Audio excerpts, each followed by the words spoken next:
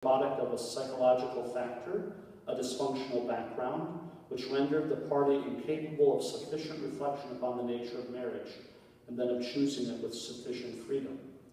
This is one that we're starting to see in the culture of divorce. So much divorce is present, but there's sometimes the question, do people understand a lifelong commitment anymore?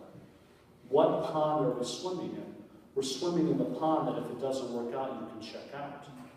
So this is something where it becomes very important for us and all of us to train our youth, to form our youth, that a lifelong commitment is possible. So that's an example. That's why, like, for example, if someone comes in at the age of 18 and they want to get married, like, okay, you sit right here, and let's talk about that. That's actually the requirement of the priest, is that you have to stop, okay, do you really know what you're doing? I love you, but do you know what you're doing? But sometimes you run into 18, 20 years old, and they are, wow, they got it together. Probably because they came from a very solid family, right? So that's an example of that, okay? Let's look at the next one. Incapacity, lack of due competence. One who is incapable of assuming the essential obligations of marriage due to psychic causes cannot validly marry. In this instant, there is a disability on the part of a party to the marriage. For some psychological reason, the person lacks the necessary personal resources upon which to accept and fulfill the basic marital requirements. Examples of such psychic causes include serious personality disorders, schizophrenia, alcoholic or drug dependence, or other causes. So if that's present and it's not being treated and it's not being taken care of, the question the church asks, are you able to marry? Were you able to marry at the time of consent? Okay? I mean, do you see how there's that sense of mercy that were you able to? Okay? Is it saying that the person's bad? No. It's just saying that a person has some struggles. Right? All right, let's look at this one. Simulation. If an individual deliberately excludes marriage itself, that is, does not intend to marry despite having verbally consented to it, or does not intend a marriage as the church understands marriage, the marriage may be invalid. Sometimes this occurs in the validation of a civil marriage. If the parties consider themselves as already married and look upon the validation as simply a blessing or a renewal of vows rather than a new consent which is required. The best way that I can explain simulation is that you're at the altar.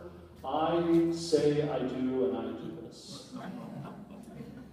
That's simulation. It's when you cross your fingers. Okay? You could be up at the altar, and you could say, this whole kid thing, I don't know about that. You know, I don't know if I want children.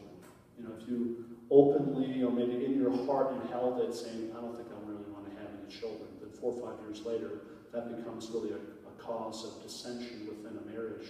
Wow, there's some grounds there possibly, okay? Or 2, if you look at the next one, partial simulation. An intention against fidelity, like for the properties of marriage. So maybe simulation is one, partial, where maybe you're willing to be married for life. Maybe you're willing to have children, but you exclude the good of the spouses, which is a community of life. Like, to really be with your spouse, to support them, to love them, to care for them. Sometimes someone could distinctively and decisively exclude that and only have some of the goods of marriage. If you allow the church to look at that, maybe that might be a reason. Okay? Turn over the phrase. Another example of partial simulation is against the right to procreation. So remember that questions I asked those brides and grooms, are you willing to give your spouse the right to have children? You know, that's a right of a married person, that they have a right to be open, or at least to have a chance to have children. If you totally say no to that, is that really a Christian marriage? It's a marriage, but is it a Christian marriage? Right? Okay. All right, look at number 7. Error concerning the quality of person. The quality must be directly and principally intended. For example, if a person believes that you are Catholic and that quality is so important to him or her that she would not have married you if she knew you are not a Catholic, that is a possible ground for invalidity. So maybe you desperately want to marry that person, and you're trying to get into it. I want that person to really marry me, so I'm going to say, I'm going to be a lifelong Catholic, and I'm going to go every Sunday, and I'm going to give my life totally to the faith. And then what actually in fact happens, you go to Las Vegas every Sunday. You know, you're kind of duping the one that you're going to marry. It might be out of this idea that you want to be with that one person, but that other person has made an error about the one that they want to marry. How can that be a valid marriage? Okay.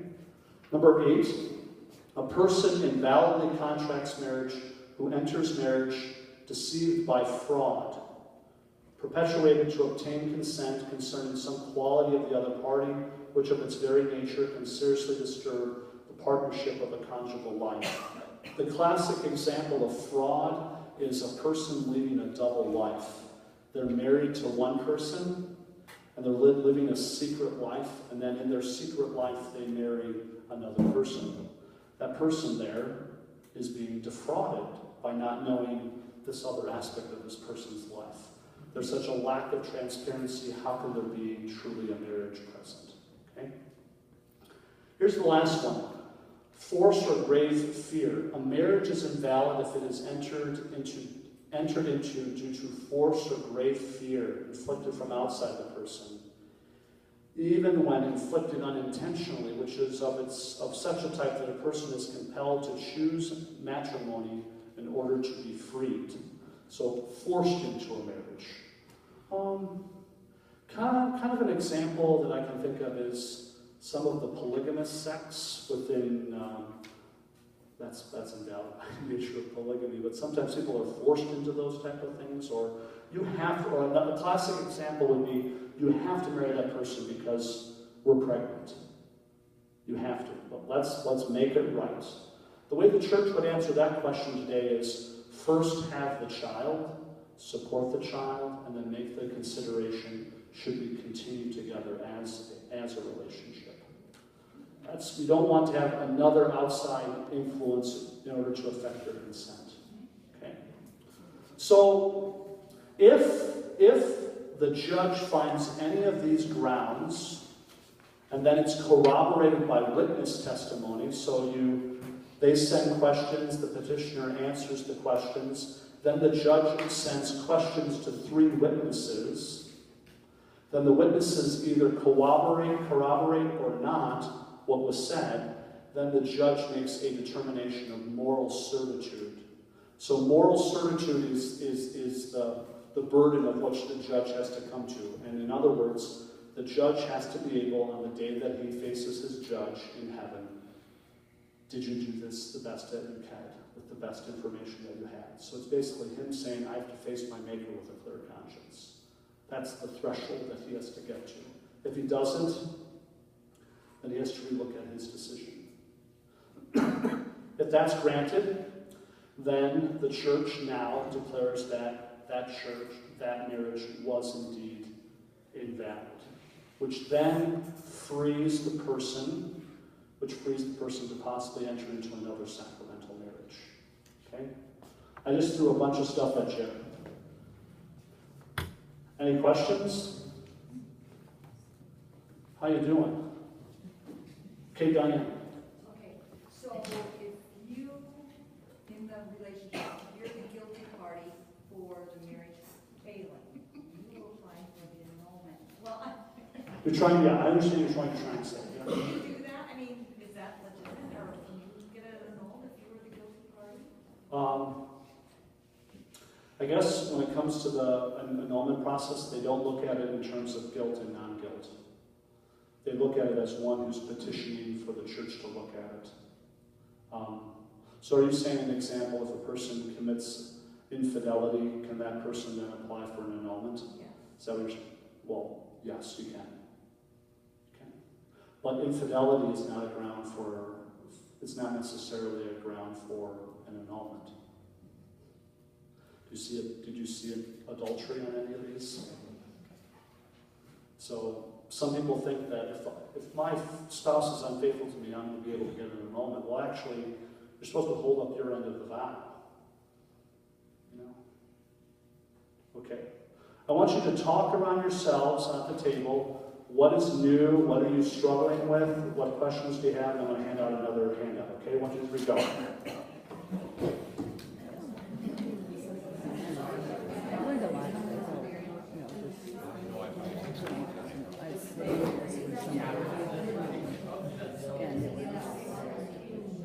Questions really made anything and made them think about everything.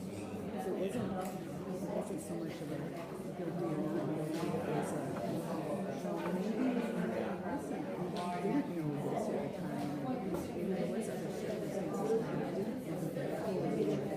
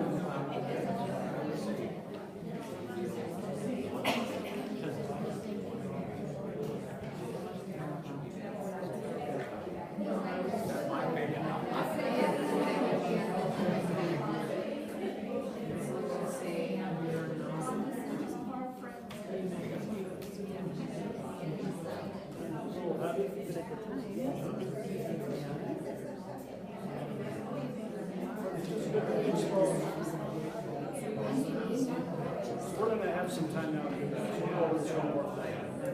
Okay, everybody, let's come back. I can just tell after that time I can kind of talk to somebody about what I'm listening to. So what I want to do is just go through this last sheet and then I'll take your questions, okay?